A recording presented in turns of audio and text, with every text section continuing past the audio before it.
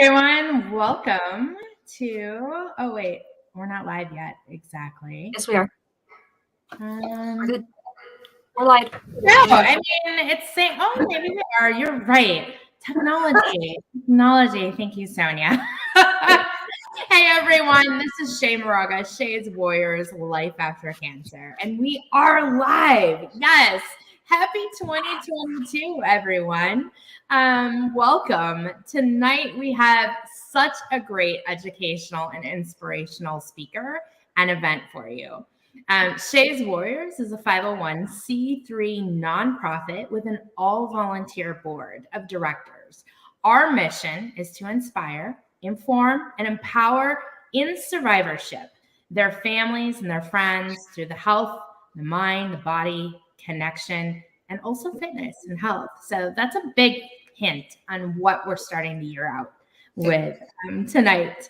Talk, Listen, and Share is a way for our survivors and thrivers to have real conversations around topics to help educate with emotional, physical, and social realities that have become part of the survivor's life after treatment is over and the new normal begins. I'm Shay Moraga, the founder of Shay's Warriors, here with Dr. Sonia Fung and special guest speaker. Hello, everyone. So tonight, we have a very special speaker joining us from the East Coast, actually. So she is 3 hours ahead of us and has graciously joined us at this late hour for her. I have the pleasure and honor to introduce Stacy Roberts Davis. She is a registered dietitian and owner of Flavorful Nutrition LLC. Her information is found in our chat box, so you can get to her website and her Instagram account from there. Stacy is a culinary expert who is in private practice and gives lectures around South Florida. Stacy holds certifications in adult weight management and functional nutrition. She has graduated from the University of Delaware with a Bachelor's of Science and the Art Institute with a culinary certificate. Stacy was a guest on the Jim and Jade show and did monthly TV segments for the morning show on MY33, Miami, Fort Lauderdale. Stacy is all about balance and moderation. Her motto is Eat Real Food, which is a fabulous motto. And eating healthy doesn't have to be boring and just bacon and broccoli. She loves teaching her clients how to make food fun and delicious. And tonight we are going to talk about a really huge and important part of cancer survivorship and thrivership, all about food questions, food fears, dispelling nutrition myths during and after cancer. And Stacy, take it away. Hey, how are you guys? Thank you so much for having me. So I love what I do. I became a dietitian, I think it's been 17 years ago. But what got me into food and nutrition was when I was 12 years old. My grandmother, rest her soul, love her, but she told me if you eat pasta, you'll lose weight. So at the age of 12, I listened and I took it to the extreme. So all I did was eat pasta and drink Crystal Light iced tea for 2 years, basically. I fought with my mom because my mom wanted me to eat vegetables and protein, but I knew better. So I never listened. And when I turned 16, we started noticing that my hair was falling out. So, and I had really bad stomach pains after everything I ate. So we went to doctor to figure out what was wrong with me. I mean, looking back, hindsight, it's it's a little bit obvious, but after going to an a functional medicine doctor, the first thing she asked me was, what do you eat? And when I told her pasta and Crystal Light iced tea, and that was it, basically she's like, well, you're malnourished. That's why you're losing your hair. You don't have the protein and fats and the nutrients you need to keep your hair in your head. And, so at that age, I really learned that what you eat can affect every part of you, your skin, your hair, your nails, how you feel. And I also found out that I had a lot of food allergies to certain foods that aren't the common allergies, to red meat, to salmon, to snapper. So I really understood food and fell in love with the field of food and nutrition, and falling into working with people with cancer fell into my lap, and I fell in love with it. Just because I really can make a difference in someone's life while they're going through treatment and even after treatment, because during treatment, there's so many side effects that nutrition could help. Food could help with it. And after treatment, I think, is the most important thing, because after you go through all of that, the treatment, radiation, chemo, doctor's appointments, everyone's on top of you, like making sure you're okay. And then they tell you you're cancer free and we'll see you in a year. And it's like, well, now what? And you don't want the cancer to come back. So I feel nutrition is so important, because food can help, try to prevent reoccurrence. So what you eat is really important. So are we going to do like an interview? Do you want me to just go through the questions that we've had? Yeah. Let's start with the common questions. Yeah. Like what to eat and not eat during and after cancer. And is there such a thing? Yeah, so I think what not to eat, what to eat, all depends on your treatment too. But you really need to be safe with your food. So making sure everything is cleaned really well and cooked. Because that's one thing I hear from my clients, is that my doctor told me I can't eat raw fruits and vegetables during treatment, which is, I feel, an old way of thinking. I know that your white blood cell count could go down and you're more apt to get sick. However, if you wash and clean your vegetables really well before you eat it, you could still have it. So if you don't feel comfortable eating an apple, if you wanted to peel it, you could do that, or choose your foods with thicker skins, like your avocados, your bananas, your cantaloupes, anything like that. But you can eat raw fruits and vegetables during treatment. Even sushi, I would not, just because if there is any bacteria in it, sometimes you can't fight it off, and I don't want someone to get sick from sushi. So that's one thing I tell patients not to have. Also, be careful with things from a deli counter. So your deli meat, anything that's been sitting out, like your salads, macaroni salad, potato salad, anything that's been sitting out in a deli counter, I'd be really careful with, because you don't know how long it's been sitting out there, if they clean their hands, when they clean the slicer. So I would be really careful with that, especially if your white blood cell counts are very, very low. Your body just can't fight the infection. So those are some things I suggest not having during treatment. Okay. So what would you suggest? So sticking with your healthy foods, sticking with your fruits, your vegetables, if you are eating meats, doing your lean meats, focusing on your beans, your nuts, your seeds. Those are great sources of protein. Protein is so important during treatment. So just making sure that at every meal you're eating some sort of protein. You don't want to eat carbs by itself, just because carbs are sugar, and when it breaks down to sugar, it could raise your insulin level. So you really want to pair it with protein and fat so it doesn't raise your blood sugar as high. So having, some people like toast in the morning, pancakes, which are fine, but adding some maybe some nut butters to the toast, or having eggs and pancakes are a better choice just because you want protein at every meal.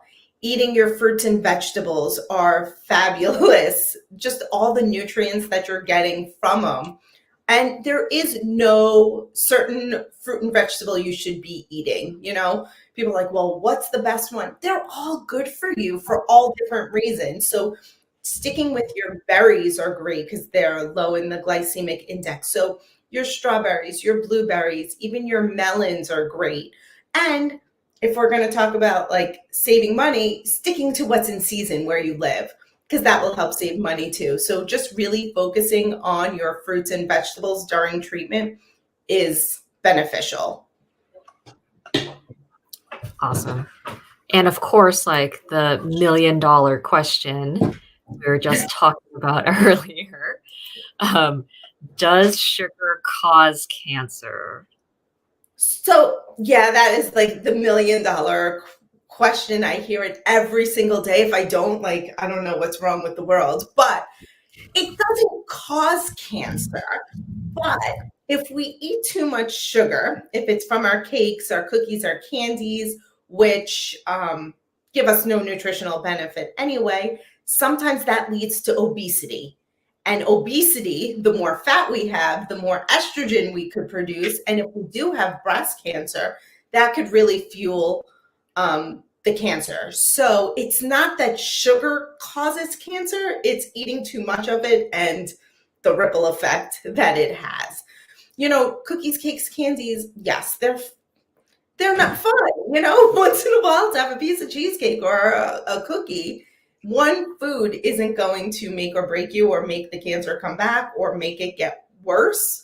But we don't want to focus our diet on it. We want to try to limit the amount of added sugar that we're having to our diet because there's so much hidden sugar in our foods.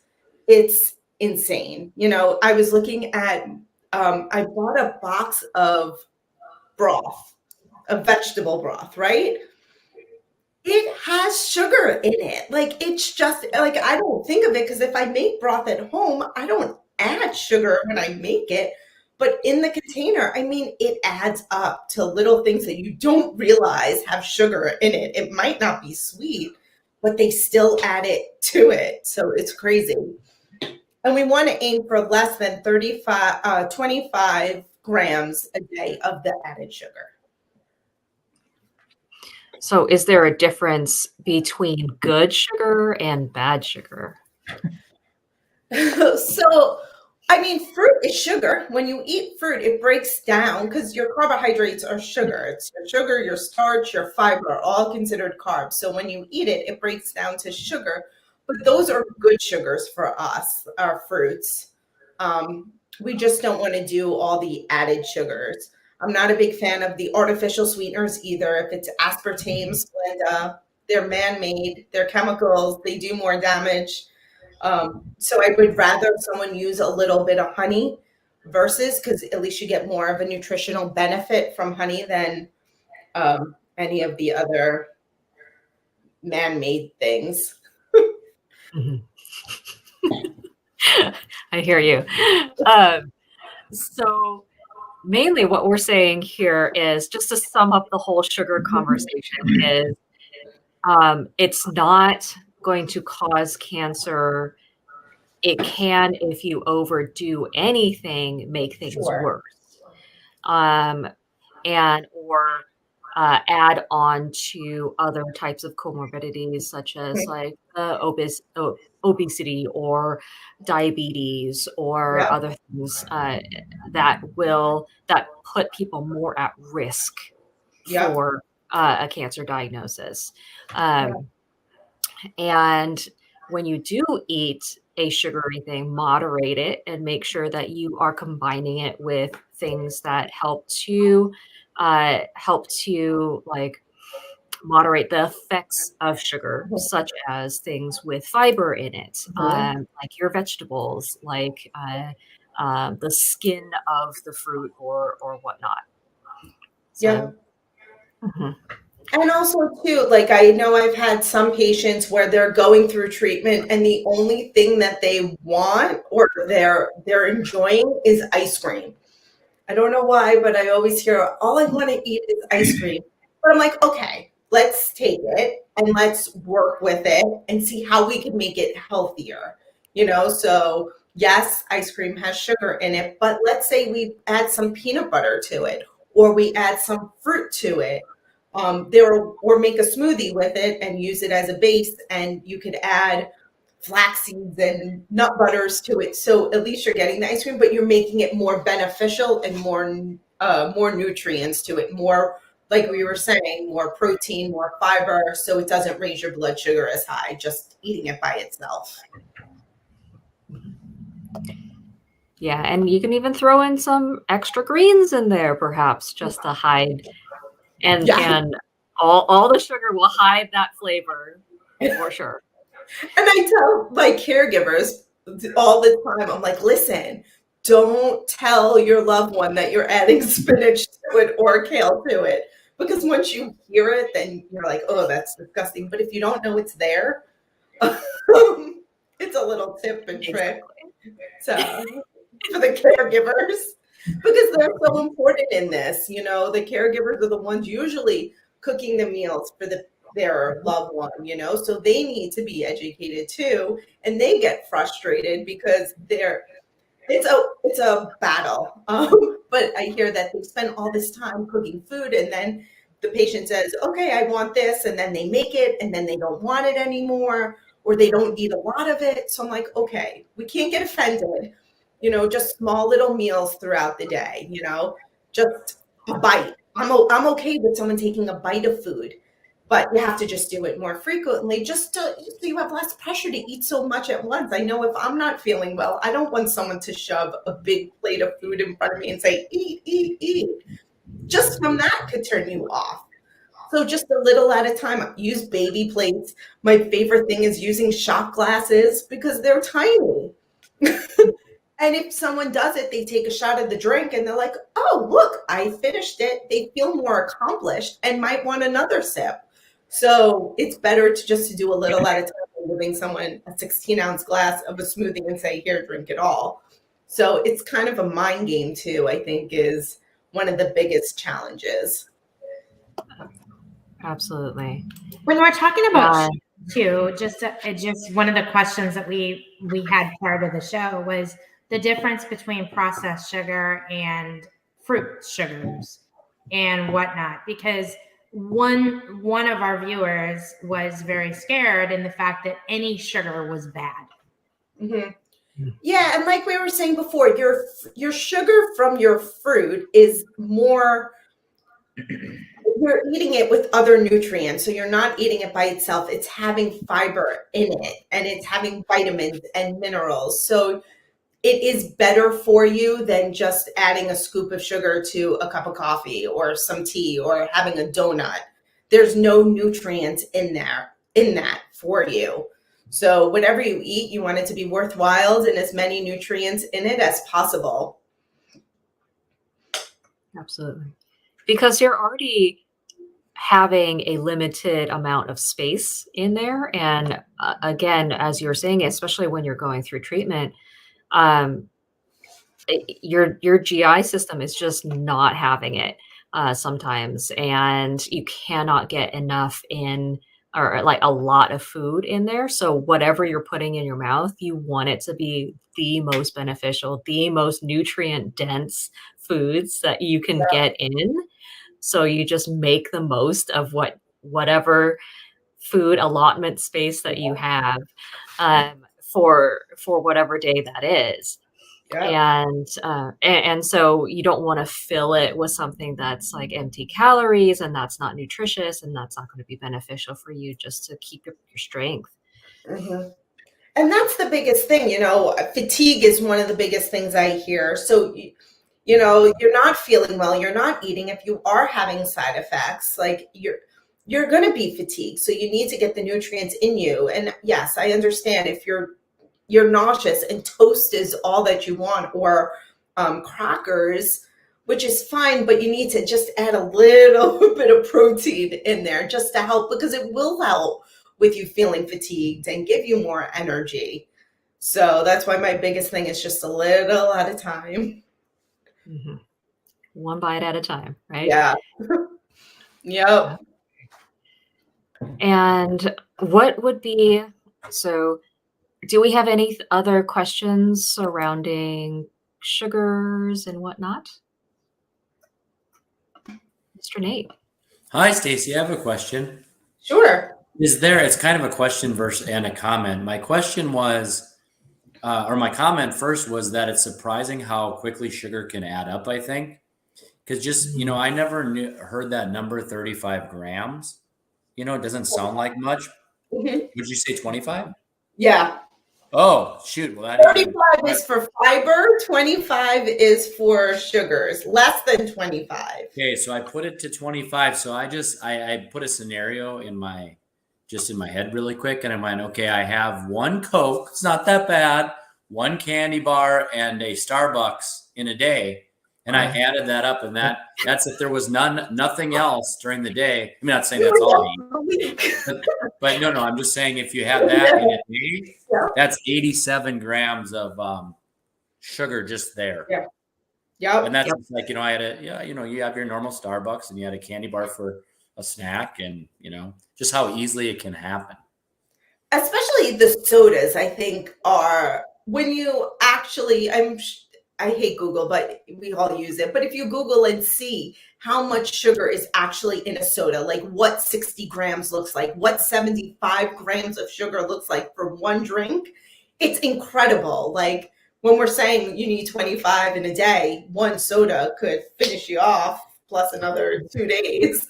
Yeah, so that's my follow-up question is that, are there good tools to be able to easily track what you are eating and or how much sugar is in stuff? Because I think you're just I was unaware of it. Not that I ate that every day, but I was unaware of it until I just wrote that down and looked it up, and I was like, oh. Yeah, MyFitnessPal has an app, or Lose It is another app. They're free apps that you could always track. I know with working with me and my program, I use an app too with Practice Better, where you see, and it really wakes you up. Like, and I've done it too, like to write down what you're eating every day. And here I am, a dietitian. It's hard. I'm not gonna lie. Like, just to know your portion sizes, because we scoop this, we scoop that, and we guesstimate. Like, we guess how much of it we're really having, like what a half a cup of rice is or a cup of rice is. But if you take a day or two and really measure out what you're eating, and you could see what a half a cup of rice looks like, or a cup of rice, or what a half a cup of vegetables, it really opens your eyes a little bit to what a portion size is or what it should look like, because we don't know. We just use spoons and we put it on our plate, or we compare it to what we get at restaurants, and that's not portion. That's, I don't even know. That's way, way, way more than a portion. So yeah, I think those apps are great just so you could see what you're eating, and using the measuring cups, using a measuring spoon, just so you could start learning what the portion sizes are. And that's not to say it's not to obsess about, but it's just it's interesting to see what it is, just to experiment with it and say, oh, this is what it actually looks like, but not be going crazy about it. Yeah, I mean, you could use your hand as a guide. So like if you look at the palm of your hand, the palm, not the fingers too, that's about 3 to 4 ounces. If you look at your fist, that's about a cup. Your thumb is about a tablespoon. So it's a rough estimate of what portion size is. I don't like to obsess over it either. I think that it's awful, but I like to just look at the plate and do portions based on your plate. So you have a round plate. I like to tell people to use the smaller ones, like your salad plates versus your big dinner plates.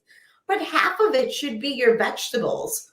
A quarter of it should be your protein, a little bit of a carbs, and some fat. I know I said the F word. But fats are good for you too. I know. So having all of that on your plate it's easier than trying to obsess over a half a cup. So Yep. Totally. All right. So we talked about kind of like a general. Hello? Oh, there we go. So Eileen asks, what is your position on organic versus non-organic? yeah, so I mean, I like the Dirty Dozen list and the Clean 15 list. I mean, if you can't afford all organic and that's what you want to spend your money on, be my guest. But if you can't, look at the Dirty Dozen and the Clean 15 list because it'll tell you which ones are more that have more pesticides than others. So, for example, your bananas, your avocados, your oranges, your cantaloupes, save your money and buy regular. But apples, your peaches, those are the ones that are higher in pesticides and you would want to buy organic. But my biggest thing is I just want people to eat more fruits and vegetables. And if you can't afford organic, I'd rather you eat the strawberries. I'd rather you eat the grapes than obsessing over organic and conventional. Yeah. And you could always wash them. Yeah. Wash them anyway and wash them really well. And that gets a majority of any lingering residue of the pesticides and other things that even on organic, there's organic, pesticides too. And so unless it says like 100% organic, there is going to be some lingering residue anyway. So definitely Stacy, I have what may be a dumb question, but how do you wash it? Like, is it like you wash your hands for 20 seconds, you sing Yankee Doodle? Do you use any tools or anything to wash? I mean, I understand that when I wash an apple, I put it under and go like this, and then I'm done. So like, what would be appropriate? Yeah, and they say, when I read the books, they say you can just wash with water and scrub it and you're okay. For me, I like vinegar and water. You could do vinegar and water to wash. They do have, I forgot, I have it in my kitchen, but there's like an organic spray that does wash, and you do see it. Like, it was amazing because you spray it, you let the fruits and vegetables soak.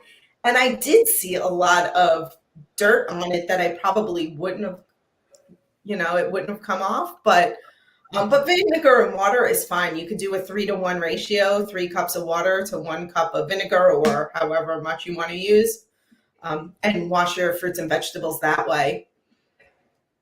Yeah. I usually just use soap and water as well. Or if I have salt water, like soak your veggies and then I just pour salt over it and then like wash it with the salt, throw a little bit of like a vegetable soap in it, and then wash all of that, and then that typically takes it away. Baking soda, I heard baking soda and water also is helpful for getting some off the residue as well. Mm-hmm. Many ways. Yeah. But yeah, I get that question all the time about how to wash it. So never a dumb question. So another question is, if someone wants to understand more on portion sizes, is there a good book you can learn from? I can't think of any offhand. Yeah. I like the play. When I've gone to Barnes and Noble before, which is really interesting. Not going to Barnes and Noble, but there are those books that I've seen that's like, eat this, not that. This is the portion, not that portion. I forget who the author is, but I've seen like a couple different books like that is pretty like, ABC, like, you know, it's just very, very simple, very, very good out there. I'm sure there's something.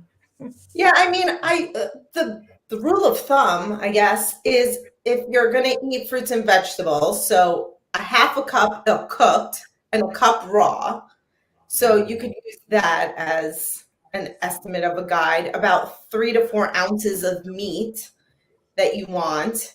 But it all depends on too, your size, your weight, all of that. But yeah, it all depends. And it's hard to know a portion. Like, just think of pasta when they're saying, okay, a half a cup of pasta and you have spaghetti.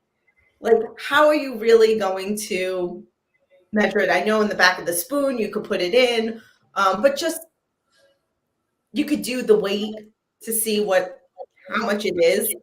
So those are other alternatives, but I really don't stress measuring out your food and all of that because it'll drive me crazy.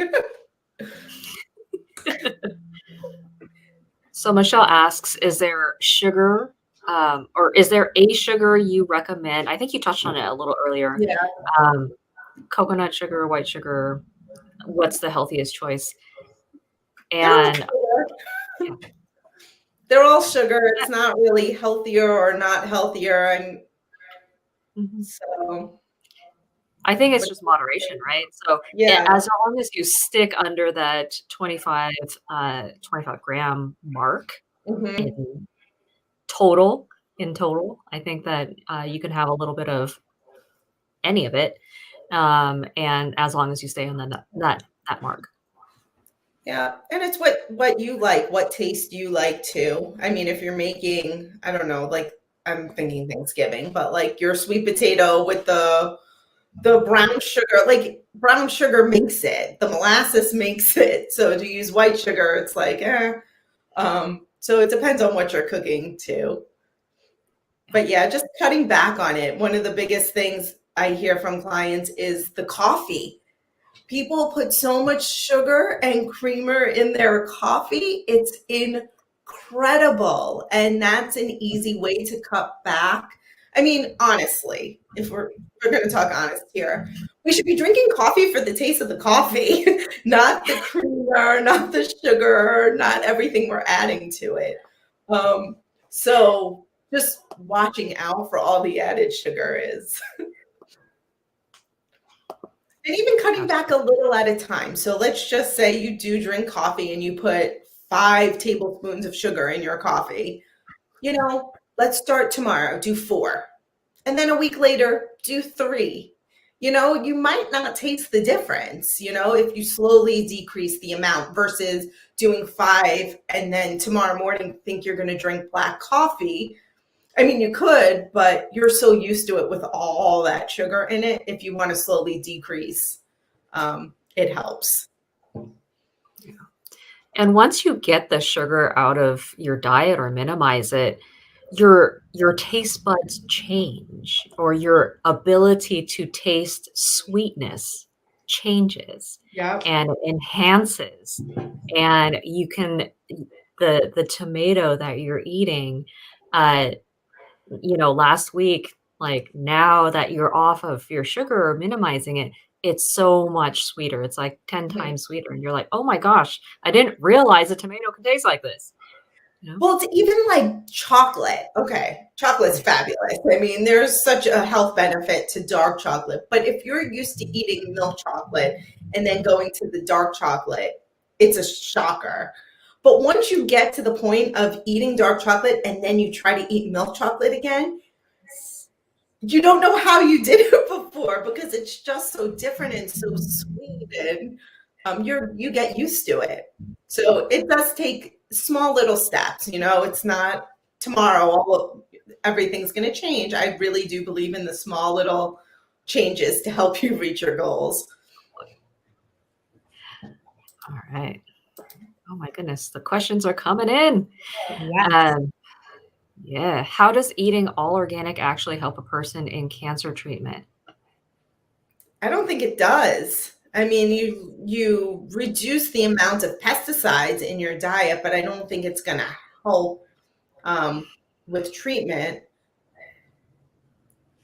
I think that it probably doesn't have necessarily a direct one-to-one effect. Mhm. However, what it does is it reduces the stress on your detox organs. So because you're trying to process so much medication, so like chemo is toxic, right? But sometimes you need it and you need to go through that process, but you want to give the rest of your body as much of a break as possible. So if you're putting in the cleanest foods that you can, you're giving your liver, you're giving your gut um, and like a break, right, from all the rest of the stuff that they have to process. So it just eases things a little bit more in your system and it makes things run a little smoother. Okay. Oh, this is a hard one. What do you tell your friends to bring you to eat when you're going through cancer? One of my favorite things I tell patients and families to bring is soup, because I think it's very comforting and it's something that you could freeze and have in the future.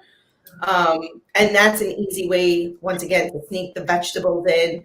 So making a vegetable soup, a bean soup, stews, something like that, is something families could bring. I'm always into having family or friends, or even if the patient likes to cook, and freeze your meal. So at least you have it for the days that you don't feel well. At least you know there are healthy meals in the freezer. Because if you don't, and you're hungry and you don't feel well, either you're not going to eat or you're going to order out and have food delivered. And most likely it's not going to be the healthiest of choices. So yeah, when family and friends want to help, I tell my patients, have them cook for you, have stock up your freezer with meals, because it lasts. It's not going to go bad as long as I you had a really, really good friend who she came over and she brought like a month worth of the frozen air packed, that you could just literally cut and put in. And it was like mushroom soup and potato soup. And I had another friend who also, when I went through it, she did a whole thing of bone broth and jarred them up. I mean, those were just for the days that I didn't feel good or had a little tummy ache or something, but I still needed the good nutrients. It was really easy just to drink in the morning or in the afternoon and just literally quick heat up on the stove and whatnot. So yeah, soup is amazing. Who doesn't love soup? Yeah. In Minnesota and Wisconsin and the Midwest, sometimes a lot of people will bring casseroles or hot dishes. Like, they fill it up with a lot of like comforting. I love that you said comforting, but like there's this one hot dish that's like macaroni and it's not filled with cheese, but it's just macaroni with a base of like there's beans in it and some organic turkey, vegetables, and then a really light tomato sauce with it, which can go both ways. Because I know tomato sauce could maybe irritate some of the stomach and even like the esophagus, maybe even a little bit, depending on how if you have any acid reflux or whatnot. But definitely full of nutrients and healthy, and just elbow macaroni or whatnot. Yeah. Even frittatas are great, which are basically big egg omelets. And that's something easy to freeze. I like to make them in muffin tins because then it's portion sized out for me. And that's something you could add your vegetables to it. If you wanted to add beans to it, you could make all different kinds. But that's something too that's easy to freeze, to have the casseroles, anything like that. Oh, these are great ideas. Even for like breakfast on the go. I'm like, oh yeah, Yep. like freezing the frittatas. Yeah, that's a great idea. Yeah, and that's great too, especially if you like warmth, like if it's just room temperature, because you could take it out when you wake up, take your shower, get dressed, and by the time that you're ready to go, it's defrosted already. So you don't, it depends on you. You could heat it up or you could just eat it the way it is. It's not something you have to heat up. Because I know we're always in a rush and I see the breakfast question, you know, eating on the run, at least it's something there for you to have. Yeah. And so the breakfast question, is it the most important meal? These are two questions, Nate. So let's address the breakfast question. I think for certain people, it's the most important meal. I mean, for some people, they don't like breakfast, but they get their calories throughout the day. But if you are a breakfast, I'm not a big pusher to eat breakfast if you don't eat breakfast, but you get your calories in the rest of the day, I'm okay with it. But just making sure you're drinking enough water. And a gallon of water, it depends on who you are and your weight and your height. So not everyone needs that much water. But breakfast, if you are going to eat breakfast, just make sure that you have protein in your breakfast. So your carb, your protein, your fat. You don't want to just eat toast or a muffin and call that breakfast. Having some frittata with it, or eggs, or oatmeal mixed with a nut butter. So if you are a breakfast person, you just want to make sure you're eating a breakfast with protein and fat and not just carbs, because that's common. Like most people are, oh, I eat breakfast, I have tea and toast, and I'm like, okay, it's not really, it's breakfast, but there's nothing, it's carbs, like you're eating sugar. Yep. Yeah, I'm not a huge breakfast pusher either, and that has changed throughout my practice. And I mean, I do intermittent fasting, so I don't eat till like 1, so 1 p.m. So I've never been a breakfast person. But it was when I was forcing myself to eat breakfast, it was very difficult for me. Yeah, like so it really depends on the person. You don't want to eat, like fine. Like who are we to say you need to eat breakfast? That, I mean, if you're a kid and you're going to school, yeah, you should eat before you go to school because you need to think and all of that. But just as you get older, I don't know. I used to be like, you have to eat breakfast, but now it's like, as long as you're getting your calories in throughout the day, it's fine. Mm-hmm. Mm-hmm. I'm a big breakfast person. I have to have my breakfast by 9 o'clock. Like anywhere between 7 and 9 o'clock in the morning, I have to. Because I notice with my body, and like, and this has been all, for a long time, especially after cancer, I will start to get sick if I do not eat at that time. And obviously I've trained my body over time and whatnot, but yeah, I mean, I have to have that breakfast thing in the morning. Although I could eat breakfast all day, to be honest. So yeah. See, I could go without breakfast. I'd rather eat lunch or dinner. I'm just not, the breakfast doesn't get me going. But that's the thing, like everyone has to do what's right for them. And you see there's 4 of us on this screen and we have our different ways of eating, and there's no right or wrong. Like it's okay. Yeah, there's nothing wrong with it. Yep. Let's see. Shall we talk about? We've got more questions in the chat here. Yeah. I think the follow-up to this was that she's talking about organic chicken or protein. And talking about organic protein in general. Like is eating organic for proteins important or not because of the added hormones, antibiotics, things like that? Yeah, I think you should, just you don't want the extra. I mean, some of the animals aren't getting, like they say it's antibiotic free and all of that, but they don't use them anyway. It's not allowed. But just remember too, the labeling laws are crazy here in the United States. We think like chicken. I know here we have a supermarket and they sell natural chicken for $2.99 a pound. But natural means nothing. Like there's no definition. It's just thrown on the label and people think, oh, and they assume that it's organic and it's better for you because it's natural. So you just want to be careful with the labeling laws too. But if you're going to eat chicken, you could buy the organic. And there are ways now to get it cheaper. You know, it doesn't have to be expensive. There are stores that sell it for not as much. I know down here we have Aldi's and BJ's and Costco where they do sell it for not an exorbitant amount of money when you're comparing.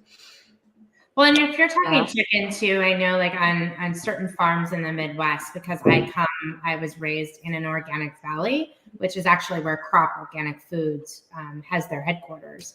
And in order to have that organic chicken or that organic farm, it has to be certified. And there are people that go and they check the soil and they check the wind and they check everything with a fine-tooth comb, because to have an organic farm, to label it organic, it is that literally checkbox thing. Mm-hmm. So when you're dealing with Organic Valley Foods or Crop is the company name, and everything is organic, because it's very, very much certified that way. And they have farms all over the country, including Florida and California and in Maine, all over. So that's a good company. I know when you get that organic, seal of approval. Yeah, or even doing the grass-fed beef, like making sure you're getting more natural. I know I have some clients where they live by farms and they know their farmer and they know what cow they're getting and they know the chicken that they're getting, which is a great way too, but not all of us are that lucky or Yeah, absolutely. When I lived in Oregon, which I'm from Portland, but my uncle has a organic, well, not organic, excuse me. He raises grass-fed cows and cattle. So we used to get grass-fed beef from him, and we knew which cow it was and all of that jazz. So now that I'm in California, not so much. We just want to cut down the amount of chicken and beef that we're eating. I'm not saying not eating it. We just want to watch how much of it that we eat. Yeah, absolutely. And remember on that plate, right? The portion size, it's only a quarter of that plate. That's right. So what I tell my patients is if you're going to eat protein, like you need to eat protein, and just make sure that it's the cleanest as it can be, do what you can do. Yep. So another question from Nate, sodium. Yes, we need to be careful with our sodium. We eat way too much of it because a lot of our processed foods are full of salt. They're full of it. Any of your box foods, your canned foods, especially your frozen foods, some of them, not all of them, it's the way to preserve things. So we really want to aim for 1,500 to 2,300 milligrams of sodium a day. But most people get 4,000 to 5,000 milligrams a day. So we really want to cut back on it. It helps with, especially if you are going through treatment and you have edema or swelling, we want to cut back on our sodium, but we also want to eat some more potassium, and that helps, get rid of some of the fluid in our bodies. But yeah, salt is another hidden gem. It's the salt, the sugar, it's hidden in our foods. Read the labels. I'm telling you, like I said before about the broth, I never thought that there would be sugar in it, and there it is. So just reading the labels. Yeah, with broths that you buy in the store, you can get a ton of salt in those broths. So I always look for not only the organic broth, but I also look for the low sodium broth, because even in the low sodium, it's still a higher range, but a lot less than the highest range, right? Yeah. And doing it yourself, if you have the time to do your own broth, of course, that's the best. And back to the question about what your family and friends could bring you. Let them bring you broth. Let them make vegetable broth. Let them make you chicken broth. Just because, and it's, once again, it's something you could freeze. So it's something that you could use in the future. And yeah, it's great because I use broth all the time for my cooking. Everything has broth in it, just because it brings flavor to your food. You know, if you cook, let's just say quinoa, for example, to add water to it, what does water taste like? Nothing. But if you add vegetable broth to it, or coconut milk to it, or anything like that, now you're bringing more flavor to your food. I know I'm like going off on another tangent, but those are ways to flavor up your food without adding the salt. Like, you're flavoring it up without adding more salt to your food. You're adding it with flavor and herbs and spices. So yeah, being careful for your salt is important. Okay. Is there a post-cancer treatment benefit to intermittent fasting in our opinion? Well, I will tackle that first because I think I brought up intermittent fasting. And post-cancer, I don't know, like, intermittent fasting isn't for everyone, but the reason why I do it, the reason why I have suggested it to some of my patients is because intermittent fasting can give your digestive system a break. So intermittent fasting is fasting for anywhere between like 14 to 18 hours, which seems like a pretty long time to go without food. So that's why not everyone can do that, but it does help to give your digestive system a break. It helps to improve that and stimulate your migrating motor complexes. So it helps that peristalsis through moving through your digestive system. So it helps you be regular. It helps to push things through your system. It helps your digestion actually digest and detox. And for some people, it really helps to control some of their weights, and it also helps with their insulin response as well. So you want to make sure that your body is sensitive to the insulin that is being produced, so that it can take in the sugar or that it needs to, like, run your cells. Like, your body uses sugar to burn as fuel, right? So when people talk about, insulin sensitivity, that means that your body is not taking in the fuel that it should be taking in. And so that's why you start getting diabetes and other things like that. So yes, it can be helpful for people.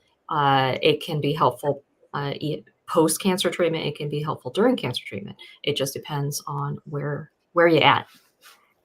Well, I think like just during cancer treatment, that's something definitely someone should always talk to their doctor about, because when you're going through so much treatment, some of your nutrients in your body, you might not be getting that. So doing something like intermittent fasting for someone who's currently in treatment, I mean, I don't know. I'm making an assumption based on what I know when I was in the chemo room at one time, is the fact that we've got to feed our body too. And hopefully we're feeding our bodies with the best nutrients possible.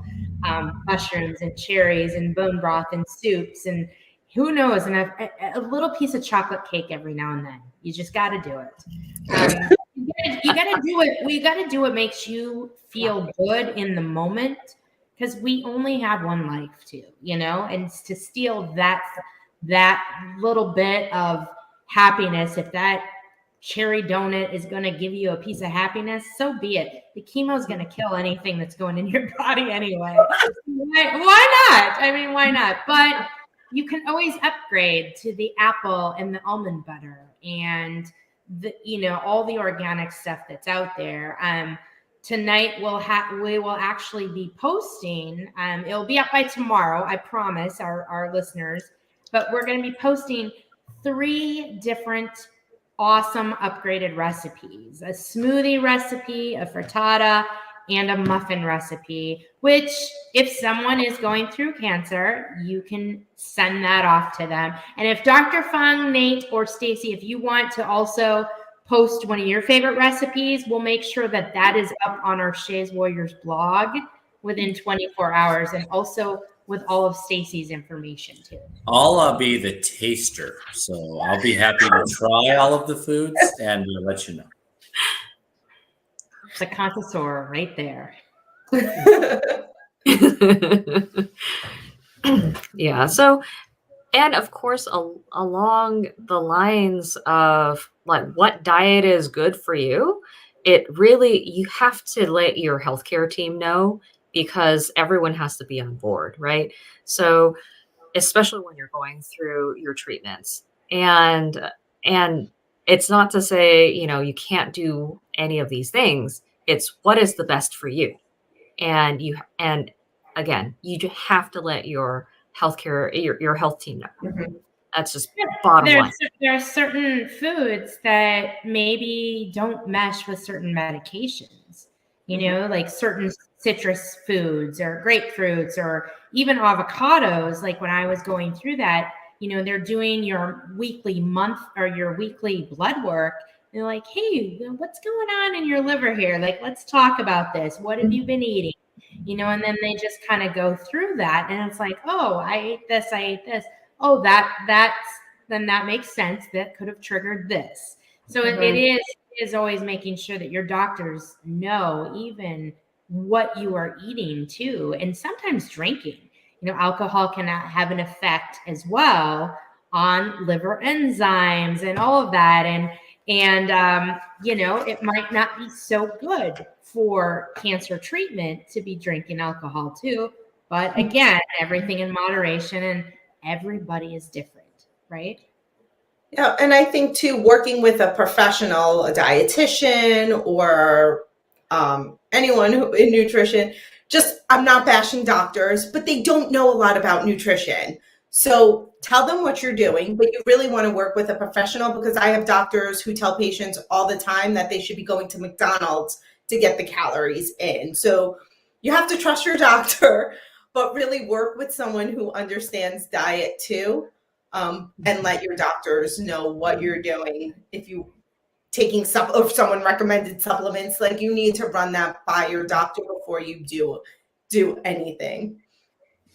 Yeah, absolutely. And especially the supplements, because yes, there are supplements as a naturopathic doctor, I do prescribe supplements, but there are certainly several supplements and herbs that do interfere with certain chemos. So you can't just waltz down like a Sprouts aisle or like Whole Foods and oh, let me get this supplement. That'll make me feel better. And I'm like, oh, no, don't do that, please. Yeah. I know a lot of people Google, and there's so many Facebook groups, not saying your Facebook group, but there's so many groups out there where people ask questions, and I know they want answers, but to trust Joe Schmo who's saying, well, you need to take this supplement, you need to be careful, because they don't know your history. They don't know the medications that you're on. Yes, it might have worked for their aunt, but you're not the same as their aunt. So you just really need to be careful with the information that you find too. Absolutely. Yep. Okay. We have one more question in the chat. It's from Nate, of course. What about not eating after X o'clock? I think everyone's different. There's no rule of what time to eat, because you have people who wake up very late and go to sleep very late. So to tell someone that you can't eat after 8 o'clock, but they're not waking up until noon and they don't go to sleep till 3 in the morning, you know, you really need to look at the person, look at, you know, your lifestyle.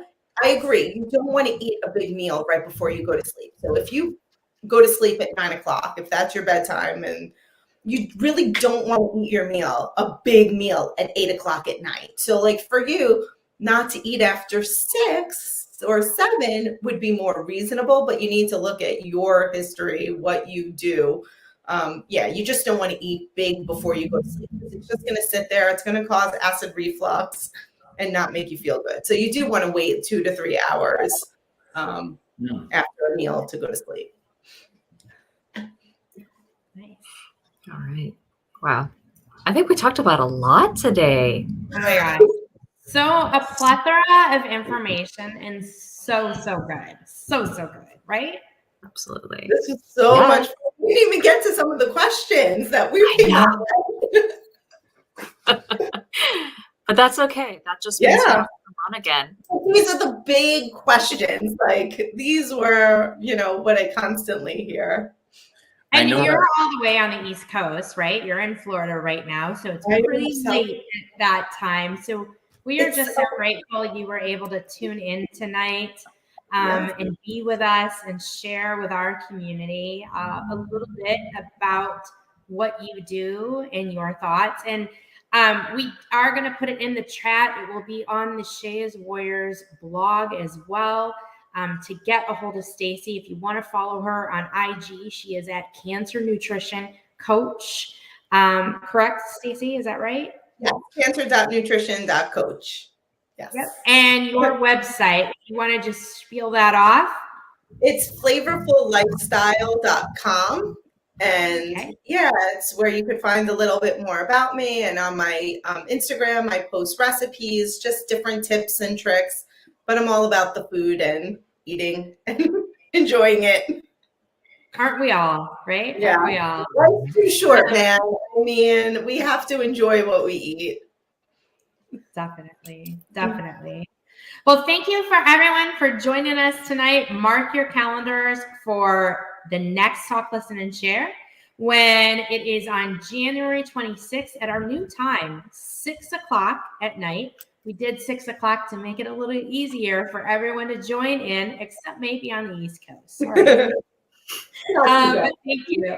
Our next Talk, Listen, Share is bring your mocktails. Why? Because we're going to be talking about dry January and the effects of alcohol and cancer. Until next time, thank you so much again, Stacy, for joining us, Dr. Fung, my amazing co-host, and Mr. Nate. We will see you in 2 weeks. Good night. Good night. Bye.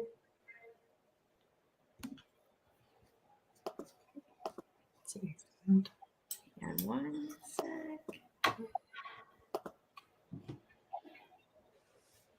When